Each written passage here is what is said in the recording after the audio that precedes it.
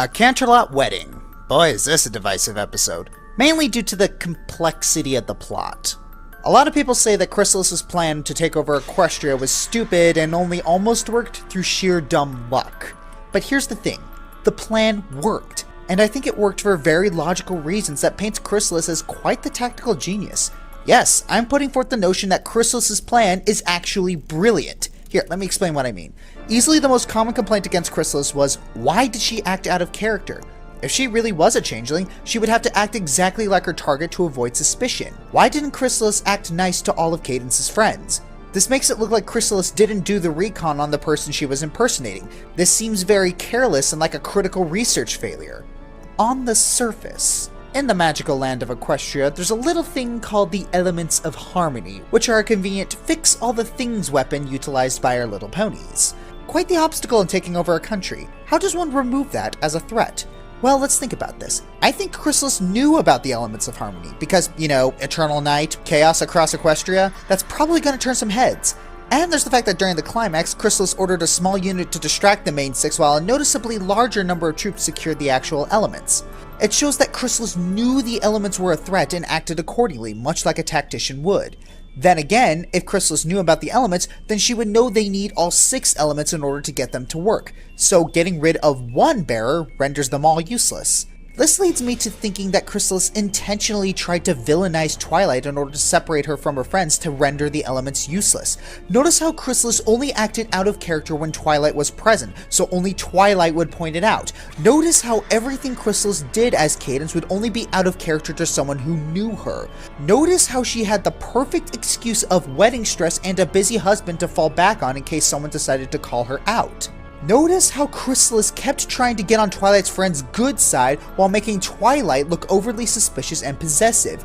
This way, if Twilight ever found out about her secret, none of them would believe her.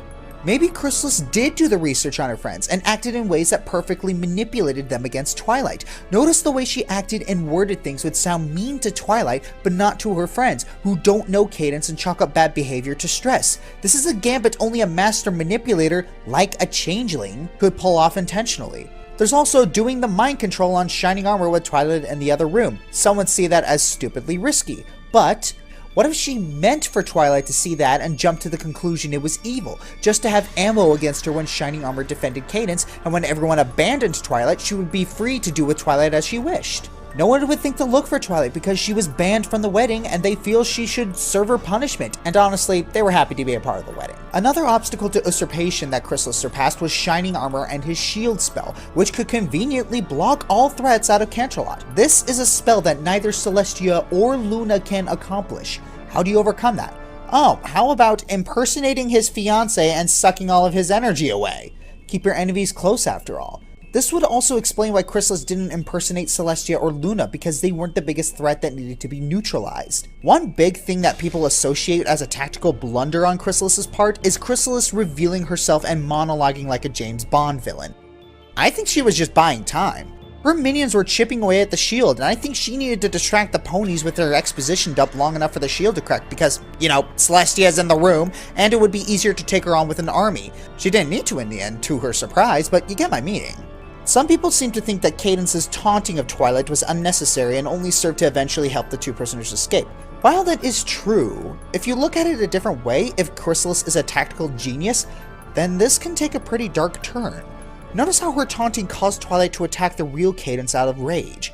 What if that was intentional? What if Chrysalis intentionally sent Twilight down there to hurt and maybe kill Cadance? That way, if Twilight did manage to escape, she would have to go through more ponies, and after offing Cadance, offing 3 more ponies wouldn't be too hard. And if she came back, she would realize that she had killed the real Cadance and would probably become distraught and broken, and wouldn't resist the invasion due to her despair, possibly even committing suicide, forever rendering the Elements of Harmony useless and giving Chrysalis free reign to enslave Equestria under a parasitical tyranny! Oh, sweet Celestia, what is wrong with me?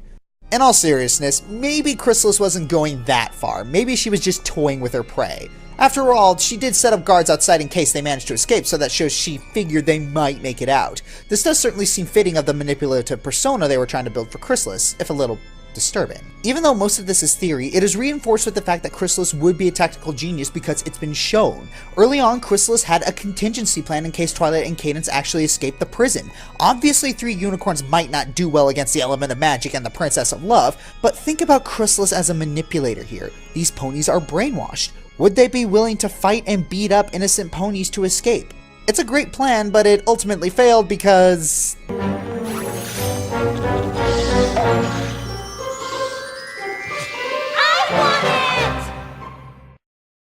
the plot demanded it. Seriously, how could a Chrysalis predicted that?